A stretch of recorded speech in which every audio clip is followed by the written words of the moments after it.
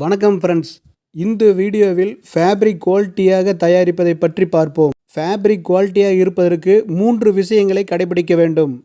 Number 1 yarn count, number 2 மெஷினுடைய gauge, number 3 T S M. இம்மூன்றும் எது மாறினாலும் ஃபேப்ரிக் உடைய குவாலிட்டி மாறும்.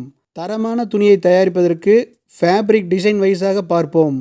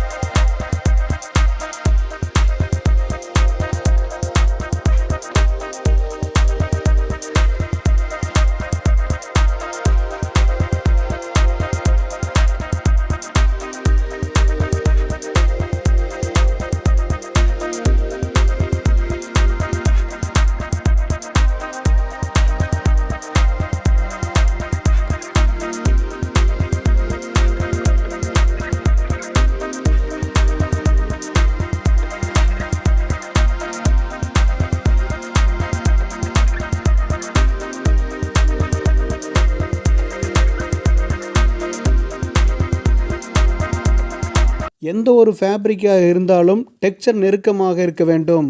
அதற்கு ஹை கவுண்ட், ஹை ஜிஎஸ்எம் தேர்ந்தெடுக்க வேண்டும். அப்போதுதான் குவாலிட்டியாகவும் நீண்ட நாட்களும் பயன்படுத்த முடியும். இந்த வீடியோ உங்களுக்கு பிடித்திருந்தால் லைக் பண்ணுங்க, ஷேர் பண்ணுங்க.